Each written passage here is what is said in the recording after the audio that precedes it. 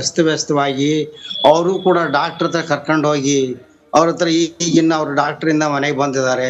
ಮತ್ತೆ ಸಾಯಂಕಾಲ ಅವ್ರಿಗೆ ಕೌನ್ಸಿಲಿಂಗ್ ಸೆಂಟರ್ಗೆ ಬರಕ್ ಹೇಳಿದ್ದಾರೆ. ಯಾಕಂದ್ರೆ ಅಷ್ಟು ಮಾನಸಿಕವಾಗಿ ಅಸ್ವಸ್ಥ ಆಗ್ಬಿಟ್ಟಿದ್ದಾರೆ. ಅವ್ರೇನು ಉಣ್ತಾ ಇಲ್ಲ, ತಿಂತಾ ಇಲ್ಲ, ಸುಮ್ಮನೆ ಒಂದ್ ಹೇಳ್ತಿ ಗಳ ಅಳ್ತಾ ಅಳ್ತಾ ಅಳ್ತಾ ಮಟ್ಕೊಂಡಿದ್ದಾಳೆ. ಆಕಿನ ಮಾತಾಡ್ಸೋಷ್ಟು ಧೈರ್ಯನೂ ನಮ್ಗೆ ಬರ್ತಾ ಇಲ್ಲ.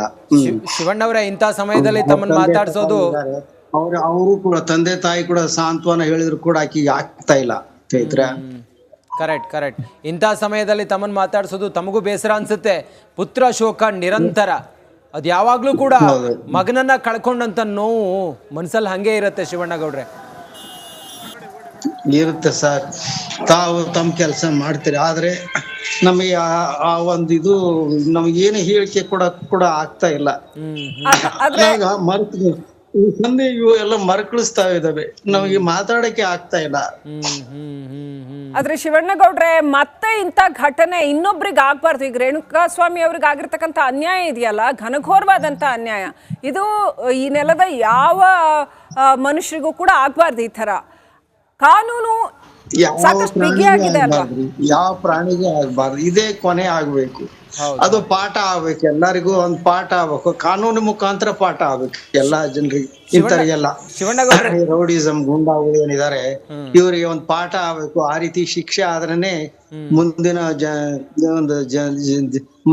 ಜನಮಾನಕ್ಕೆ ಏನಾರ ಒಂದು ದಾರಿ ಆಗುತ್ತೇನೋ ಅನ್ಸುತ್ತೆ.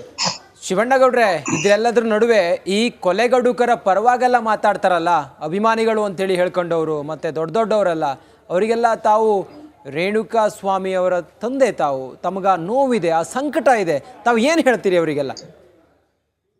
ಏನ್ ಹೇಳೋಣ ಅವ್ರಿಗೆ? ನಡಿ ಈಗ ಶುರು ಮಾಡೋಣ.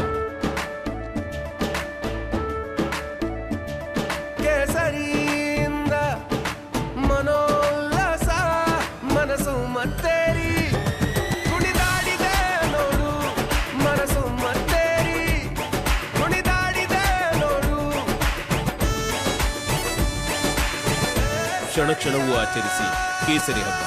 ವಿಮಲ್ ಬಾಯಲ್ಲಿ ಹೇಳಿ ಕೇಸರಿ. ಅವ್ರು ಸ್ವತಃ ಅವ್ರ ಮಕ್ಕಳು ಏನಾದ್ರ ಇದಾದ್ರೆ ಅನುಭವ ಬಂದ್ರನೆ ಗೊತ್ತಾಗದ ಅವ್ರಿಗೆ. ಯಾಕಂದ್ರೆ ತಂದೆ ತಾಯಿ ಸಂಕಟ ಏನ್ ಪಡ್ತಾರೆ, ಎಷ್ಟ್ ಕಷ್ಟ ಪಡ್ತಾರೆ, ಮನೆ ಮಂದಿರೆಲ್ಲ ಎಷ್ಟ್ ಕಷ್ಟ ಪಡ್ತಾರೆ ಅಂತ ಅವ್ರು ನಿಜವಾಗ್ಲೂ ಕುತ್ಕೊಂಡವ್ರು ಅವ್ರು ಯೋಚನೆ ಮಾಡ್ಬೇಕು. ಏನಾಗಿರ್ಬೋದು, ಎಂತ ಆಗಿರ್ಬೋದು, ಕೇವಲ ಅಂಧದಲ್ಲಿ ಅವ್ರಿಗೆ ಸಪೋರ್ಟ್ ಮಾಡೋದೇನೈತಲ್ಲ ಅದು ತಪ್ಪು, ಮಹಾ ತಪ್ಪು. ನಾವ್ ಅವ್ರಿಗೇನು ಹೇಳಕ್ ತಯಾರಿಲ್ಲ. ಯಾಕಂದ್ರೆ ಏನ್ ಅವ್ರು ಯಾವ ದೃಷ್ಟಿ ಇಟ್ಕೊಂಡು ಹೇಳ್ತಾರೋ ಏನು, ದೇವ್ರೇ ಬಲ್ಲ. ನಮ್ಮ ನೋವು ಅವ್ರಿಗೆ ಗೊತ್ತಾಗ್ಬೇಕಲ್ಲ. ನಮ್ ನೋವು ಅವ್ರಿಗೆ ಹೇಳಷ್ಟು ಅವ್ರಿಗೇನು ಸ್ವಲ್ಪ ಅನುಕಂಪ ಅವ್ರಿಗೂ ಇದೆಯೋ ಇಲ್ಲೋ ಗೊತ್ತಿಲ್ಲ. ಯಾರೇ ಇರ್ಲಿ, ಅವ್ರು ಎಂತ ಇರ್ಲಿ, ನಾವು ಏನ್ ಅನುಭವಿಸ್ತೀವಿ ಅದ್ರ ಬಗ್ಗೆ ಸ್ವಲ್ಪ ಅವ್ರು ಯೋಚನೆ ಮಾಡ್ಬೇಕು. ಅವನ ಬಗ್ಗೆ ಮಾಡಿದ್ರ ಜೊತೆಗೆ ತಂದೆ ತಾಯಿ ಸ್ಥಾನದಲ್ಲಿ ಇದ್ದು ಅವ್ರ ಹೆಂಡತಿ ಸ್ಥಾನದಲ್ಲಿ ಇದ್ದು ಅವ್ರು ಯೋಚನೆ ಮಾಡ್ಬೇಕು. ಅವ್ರೇನು ಇದಾರೆ, ಅವರು ನಮ್ಮ ಸ್ಥಾನದಲ್ಲಿ ಇತ್ಕೊಂಡು ನಾವೇನ್ ನೋವು ಪಡ್ಕೊಂಡಿರ್ತೀವಿ, ಏನ್ ತೊಂದರೆ ಪಡ್ಕೊಂಡಿದೀವಿ ಅದನ್ನ ಬಗ್ಗೆ ಅವರು ಯೋಚನೆ ಮಾಡಿ ತೀರ್ಮಾನ ಮಾಡ್ಕೋಬೇಕು ಅವರೇನೆ. ಶಿವಣ್ಣಗೌಡ್ರೆ, ಕೊನೆ ಪ್ರಶ್ನೆ ಶಿವಣ್ಣಗೌಡ್ರೆ, ಈಗ ಮೊದಲ ಹಂತದ ಗೆಲುವು, ಈಗ ಜೈಲಿಗೆ ಕರ್ಕೊಂಡು ಹೋಗಿದ್ದಾರೆ, ತಮ್ಮ ಆಗ್ರಹ ಏನು? ಕಾನೂನಿನ ಮೇಲೆ ತಮಗೆ ಭರವಸೆ ಇದೆ, ಈ ಎಲ್ಲ ವ್ಯವಸ್ಥೆ ಮೇಲೂ ಕೂಡ ತಮಗೆ ಭರವಸೆ ಇದೆ, ತಾವು ಯಾವ ಶಿಕ್ಷೆ ಆಗ್ಬೇಕು ಅಂತೇಳಿ ಹೇಳ್ತೀರಿ ಈ ಕೊಲೆಗಡುಕರಿಗೆ? ಕೊಲೆಗಡುಕರಿಗೆ ಎಂತ ಕಠಿಣ ಶಿಕ್ಷೆ ಕೊಟ್ರು ಕಡಿಮೆನೆ ಅವ್ರಿಗೆ. ಅವರು ಕೂಡ ಪಶ್ಚಾತ್ತಾಪ ಪಡಬೇಕು. ಅವ್ರು ಇಲ್ಲ ಮಾಡಿದ ತಪ್ಪು ಒಪ್ಕೊಂಡು ಮಾಡಿದ ತಪ್ಪಾಗಿದೆ ಅಂತ ಅನಿಸ್ಬೇಕು. ಬೇರೆಯವ್ರಿಗೂ ಕೂಡ ಅವರೇ ಕೂಡ ಒಂದು ಏನಂದ್ರೆ ಮನವಿನೋ ಅಥವಾ ಏನೋ ಒಂದು ಸಂದೇಶ ಕೊಡೋ ರೀತಿ ಆಗ್ಬೇಕು. ಅವರೇನೆ ತಪ್ಪಿತಸ್ಥರನ್ನೇ ಮುಂದೆ ನಾವೇನೋ ತಪ್ಪು ಮಾಡಿದೀವಪ್ಪ, ನೀವು ಇನ್ನು ಮುಂದೆ ಯಾರು ತಪ್ಪು ಮಾಡ್ಬೇಡ್ರಿ ಅನ್ನೋ ಸಂದೇಶ ಅವರಿಂದನೇ ಬಂದ್ರೇ ಜನರಿಗೆ ಗೊತ್ತಾಗುತ್ತೆ ಅನ್ಸುತ್ತೆ. ಓಕೆ, ಧನ್ಯವಾದಗಳು ಶಿವಣ್ಣಗೌಡ್ರೆ, ರಿಪಬ್ಲಿಕ್ ಕನ್ನಡಕ್ಕೆ ಮಾತನಾಡಿದ್ದಕ್ಕೆ.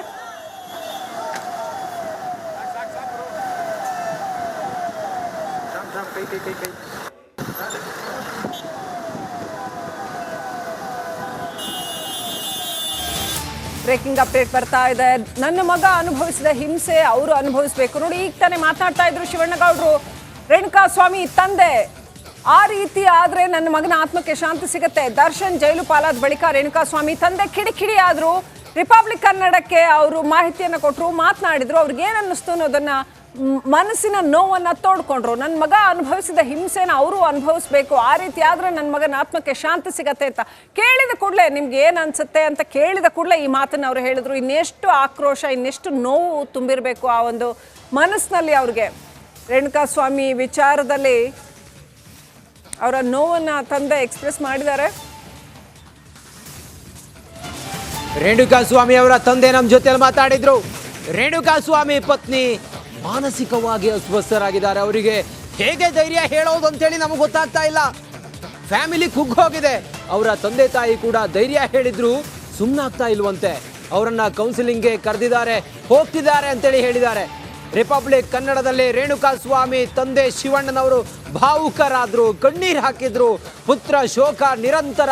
ಇಡೀ ಜೀವನ ನಾವಿವತ್ತು ಕಣ್ಣೀರಲ್ಲಿ ಕೈ ತೊಳೆಯೋಂಗಾಗಿದೆ ನಮ್ಮ ಮಗನನ್ನ ಕಳೆದುಕೊಂಡು. ಸ್ವಾಮಿ ಸ್ವಾಮಿ ಅಂತೇಳಿ ನಮ್ಮ ಮನೆಯವರೆಲ್ಲ ಕನುವರಿಸ್ತಾ ಇದ್ದಾರೆ. ಅವರ ಹೆಂಡತಿ ಅಂದರೆ ರೇಣುಕಾಸ್ವಾಮಿ ಅವರ ಹೆಂಡತಿ, ಅವರು ಮಾನಸಿಕವಾಗಿ ಕುಗ್ಗೋಗಿದ್ದಾರೆ. ಅವರನ್ನು ಆಸ್ಪತ್ರೆಗೆ ಕರ್ಕೊಂಡು ಹೋಗಿದ್ದಾರೆ ಅಂತೇಳಿ ಎಲ್ಲ ಹೇಳಿದ್ದಾರೆ. ರಿಪಬ್ಲಿಕ್ ಕನ್ನಡದಲ್ಲಿ ರೇಣುಕಾಸ್ವಾಮಿ ಅವರ ತಂದೆ ಭಾವುಕರಾಗಿ ಮಾತಾಡಿದ್ದಾರೆ.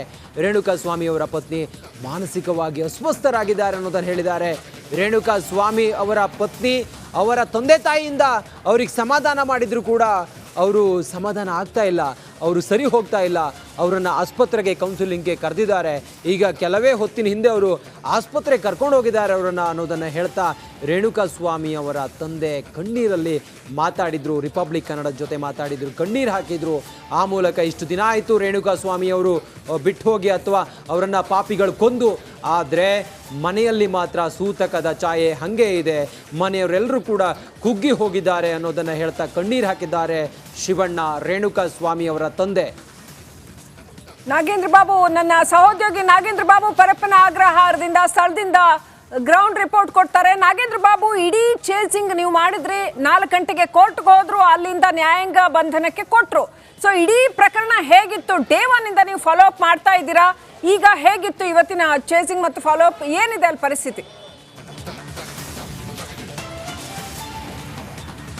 ಶ್ರೀಲಕ್ಷ್ಮಿ, ನೋಡಿ, ಮೊದಲಿಗೆ ಇಲ್ಲಿನ ಪರಿಸ್ಥಿತಿಯನ್ನು ವಿವರಿಸ್ತಾ ಹೋಗ್ತೀನಿ. ಪೊಲೀಸರು ಇಲ್ಲಿ ಹೆಚ್ಚಿನ ಸಂಖ್ಯೆಯಲ್ಲಿ ಬಂದೋಬಸ್ತ್ನಲ್ಲಿ ನಿಯೋಜನೆಗೊಂಡಿದ್ದಾರೆ. ನೋಡಿ, 2 KSRP ವಾಹನಗಳನ್ನು ಇಲ್ಲಿ ನಿಲ್ಲಿಸಿಕೊಳ್ಳಲಾಗಿದೆ. ಹೆಚ್ಚಿನ ಸಂಖ್ಯೆಯಲ್ಲಿ ಪೊಲೀಸರನ್ನು ಕೂಡ ಇಲ್ಲಿ ಬಂದೋಬಸ್ತ್ನಲ್ಲಿ ನಿಯೋಜನೆ ಮಾಡಲಾಗಿದೆ. ಯಾಕೆಂದರೆ ದರ್ಶನ್ ಅಭಿಮಾನಿಗಳು ಹೆಚ್ಚಿನ ಸಂಖ್ಯೆಯಲ್ಲಿ ಇಲ್ಲಿಗೆ ಆಗಮಿಸಿದರು. ಅವರನ್ನು ಕಂಟ್ರೋಲ್ ಮಾಡುವಂಥ ಕೆಲಸವನ್ನು ಇಲ್ಲಿರುವಂಥ ಪೊಲೀಸರು ಮಾಡ್ತಾಯಿದ್ರು. ಇದರ ಜೊತೆಗೆ ಈಗ ಕೆಲವೇ ಕ್ಷಣಗಳ ಹಿಂದೆ ಅಷ್ಟೇ A2 ಆರೋಪಿ ದರ್ಶನ್ ಸೇರಿದಂತೆ 3 ಆರೋಪಿಗಳು, ಒಟ್ಟು 4 ಜನ ಆರೋಪಿಗಳನ್ನು ಪೊಲೀಸರು, ಅನ್ನಪೂರ್ಣೇಶ್ವರ ನಗರ ಪೊಲೀಸರು ಕರೆದುಕೊಂಡು ಹೋಗಿ ಪರಪ್ಪನ ಅಗ್ರಹಾರ ಕೇಂದ್ರ ಕಾರಾಗೃಹಕ್ಕೆ ಬಿಟ್ಟಿದ್ದಾರೆ. ಈಗ ಕೇಂದ್ರ ಕಾರಾಗೃಹದಲ್ಲಿ ಒಳಗೆ ಪ್ರಕ್ರಿಯೆಗಳು ಕೂಡ ನಡೀತಾ ಇದೆ. ನೋಡಿ ಶ್ರೀಲಕ್ಷ್ಮಿಲಿ 2 ರೀತಿಯಾದಂಥ ಕೈದಿಗಳಿರ್ತಾರೆ. ಒಂದು ವಿಚಾರಣಾಧೀನ ಕೈದಿಗಳಂತ ಬರುತ್ತೆ, ಮತ್ತೊಂದು ಕಡೆ ಸಜಾಬಂದಿ ಕೈದಿಗಳಂತ ಬರ್ತಾರೆ. ಈಗ ಅವರೆಲ್ಲರೂ ಕೂಡ ನ್ಯಾಯಾಂಗ ಬಂಧನದಲ್ಲಿ ಇರುವಂಥ ಹಿನ್ನೆಲೆಯಲ್ಲಿ ಕ್ವಾರಂಟೈನ್ ಸೆಲ್ನಲ್ಲಿ ಅವರನ್ನು ಇರಿಸಲಾಗುತ್ತೆ ಎನ್ನುವ ಮಾಹಿತಿ ಕೂಡ ಇದೆ. ಸೊ ಅಲ್ಲಿ ಅವರಿಗೆ ಯಾವ ಬ್ಯಾರಕ್ನಲ್ಲಿ ಇರಿಸಲಾಗುತ್ತೆ? ಈಗ ಒಂದು ಕಡೆ ಪವಿತ್ರಗೌಡ A1 ಆರೋಪಿ, ಆಕೆಯನ್ನು D ಬ್ಯಾರಕ್ನಲ್ಲಿ ಇರಿಸಲಾಗಿದೆ. ಮತ್ತೊಂದು ಕಡೆ ಆಕೆಯ ಜೊತೆಲಿ 8 ಜನ ಬೇರೆ ಬೇರೆ ಮಹಿಳಾ ಕೈದಿಗಳು ಕೂಡ ಇದ್ದಾರೆ. ಈಗ ದರ್ಶನ್ ಅಂಡ್ ಟೀಮ್ ಈಗ ಜೈಲಿನ ಒಳಗಡೆ ಹೋಗಿ ಅಲ್ಲಿ ಒಂದಷ್ಟು ಪ್ರಕ್ರಿಯೆಗಳನ್ನು ಶುರು ಮಾಡಿದ್ದಾರೆ. ನೋಡಿ, ಅಲ್ಲಿ ಲೆಡ್ಜರ್ ಬುಕ್ ಇರುತ್ತೆ. ಆ ಒಂದು ಬುಕ್ನಲ್ಲಿ ಆರೋಪಿಯ ಪ್ರಕರಣದ ವಿಚಾರವಾಗಿ ಒಂದಷ್ಟು ಆರೋಪಿ ಹೆಸರು ಅದೆಲ್ಲವನ್ನು ಕೂಡ ಮೆನ್ಷನ್ ಮಾಡಿಕೊಂಡು ಲೆಡ್ಜರ್ ಬುಕ್ನಲ್ಲಿ ಅದನ್ನು ಎಂಟ್ರಿ ಮಾಡಿಕೊಳ್ಳಲಾಗುತ್ತೆ. ಎಂಟ್ರಿ ಮಾಡಿಕೊಂಡು ಅವರ ಬಳಿ ಏನು ವಸ್ತುಗಳಿರುತ್ತೆ ಅದನ್ನು ಅವರು ಚೆಕ್ ಮಾಡ್ತಾರೆ. ಪ್ರತಿಯೊಂದು ಕೂಡ ಚೆಕ್ ಮಾಡಿ ಆ ಬಳಿಕ ಅವರನ್ನು ಒಳಗೆ ಕಳಿಸಿಕೊಡುವಂಥ ಕೆಲಸಗಳಾಗುತ್ತೆ. ಇವತ್ತೇ ನಂಬರ್ ಬರುತ್ತಾ ಕೈದಿ ನಂಬರ್, ಅಥವಾ ನಾಳೆ ಅದು ನಂಬರ್ ಬರ್ತಂದ್ರೆ, ಅಂದರೆ ಯಾರೇ ಒಬ್ಬ ಕೈದಿ ಹೋದರೂ ಕೂಡ ಅಲ್ಲಿ ಅವರು ಒಂದು ನಂಬರ್ ಕೊಡ್ತಾರೆ. ಆ ನಂಬರ್ ಏನಂತಂದರೆ ಇಲ್ಲಿಯವರೆಗೂ ಎಷ್ಟು ಜನ ಕೈದಿಗಳು ಹೋಗಿದ್ದ ಅಂತೇಳಿ. ಇವತ್ತು 10 ಜನ ಹೋಗಿದ್ರೆ 10 ಜನ ಅಂದರೆ ನನಗೆ 5,000 ಅಂತ ಇದ್ರೆ ನಂಬರು, ಇವತ್ತು 5,001 ಅಂತೇಳಿ ಶುರುವಾಗುತ್ತೆ. ಇವತ್ತು ದರ್ಶನ್ 10ನೇ ಆರೋಪಿಯಾಗಿ ಜೈಲಿನ ಒಳಗಡೆ ಹೋಗ್ತಾ ಇರೋದಾದರೆ 5,010 ಅಂತೇಳಿ ನಂಬರ್ ಬರುತ್ತೆ. ಈ ರೀತಿಯಾಗಿ ನಂಬರನ್ನು ಕೊಡುವಂಥ ಕೆಲಸ ಲೆಡ್ಜರ್ ಬುಕ್ಕಲ್ಲಾಗುತ್ತೆ. ಅದಾದ ಬಳಿಕ ಅವರಿಗೆ ನಂಬರ್ಗಳನ್ನು ಕೂಡ ಕೊಡ್ತಾರೆ. ಯಾವ ಬ್ಯಾರಕ್ನಲ್ಲಿ ಇರಿಸಲಾಗುತ್ತೆ, ಅವರ ಜೊತೆಲಿ ಯಾರೆಲ್ಲ ಇರ್ತಾರೆ ಅನ್ನೋದು ಇನ್ನಷ್ಟೇ ಮಾಹಿತಿ ಕೂಡ ಲಭ್ಯವಾಗುತ್ತೆ. ಮತ್ತೊಂದು ಶ್ರೀಲಕ್ಷ್ಮಿ, ನೋಡಿ, 3 ಗಂಟೆ ಸುಮಾರಿಗೆ ಆರೋಪಿಗಳನ್ನು ಅನ್ನಪೂರ್ಣೇಶ್ವರ ನಗರ ಪೊಲೀಸ್ ಠಾಣೆಯಿಂದ ಕರೆದುಕೊಂಡು ಹೋಗಲಾಗುತ್ತೆ. ಅದಕ್ಕಿಂತ ಮುಂಚೆ ಅಲ್ಲೇ ಮಲ್ಲತ್ತಳ್ಳಿ ಸರ್ಕಾರಿ ಆಸ್ಪತ್ರೆ ವೈದ್ಯರನ್ನು ಕರೆಸಿ ಆಸ್ಪತ್ರೆಯಲ್ಲಿ ಅವರಿಗೆ ಚಿಕಿತ್ಸೆಯನ್ನು ಕೂಡ ಕೊಡಿಸ್ತಾರೆ. ಚಿಕಿತ್ಸೆಯನ್ನು ಕೊಡಿಸಿ ಮೆಡಿಕಲ್ ಚೆಕಪ್ ಅನ್ನು ಮಾಡಿ ಆ ಬಳಿಕ ಅವರನ್ನು ಕರೆದುಕೊಂಡು ಹೋಗುವಂಥ ಕೆಲಸಕ್ಕೂ ಕೂಡ ಮುಂದಾಗ್ತಾರೆ. ಅಂದರೆ ಅಲ್ಲಿ 3 ಗಂಟೆಗೆ ಹೊರಟು 3:45 ಸುಮಾರಿಗೆ ಕೇವಲ ಅರ್ಧ ಗಂಟೆಯಲ್ಲಿ ಕೋರ್ಟ್ಗೆ ಆಗಮಿಸ್ತಾರೆ. ಕೋರ್ಟ್ನಲ್ಲಿ ಅವರ ನ್ಯಾಯಾಧೀಶರ ಮುಂದೆ ಹಾಜರುಪಡಿಸ್ತಾರೆ. ನ್ಯಾಯಾಧೀಶರ ಮುಂದೆ ಹಾಜರುಪಡಿಸಿದಂಥ ಸಂದರ್ಭದಲ್ಲಿ ಸ್ಪೆಷಲ್ ಪಬ್ಲಿಕ್ ಪ್ರಾಸಿಕ್ಯೂಟರ್ ಆಗಿರುವಂಥ ಪ್ರಸನ್ನ ಕುಮಾರ್ ಅವರು ಒಂದಷ್ಟು ವಿಚಾರಗಳನ್ನು ಅಲ್ಲಿ ಪ್ರಸ್ತಾಪ ಮಾಡ್ತಾರೆ. ಅಂದರೆ ಪ್ರಮುಖವಾಗಿ ಪೊಲೀಸರು ಮನವಿಯನ್ನು ಮಾಡ್ಕೊಂಡಿದ್ದಾರೆ. ಈ ಒಂದು ಪ್ರಕರಣದ ಎಲ್ಲ ಆರೋಪಗಳನ್ನು ಒಂದೇ ಜೈಲಿನಲ್ಲಿ ಇರಿಸೋದು ಬೇಡ, ಬೇರೆ ಬೇರೆ ಜೈಲಿನಲ್ಲಿ ಇರಿಸಬೇಕು, ಅದಕ್ಕೆ ನೀವು ಸಮ್ಮತಿಯನ್ನು ಸೂಚಿಸಬೇಕು ಅಂತೇಳಿ ನ್ಯಾಯಾಧೀಶರ ಬಳಿ ಮನವಿಯನ್ನು ಕೂಡ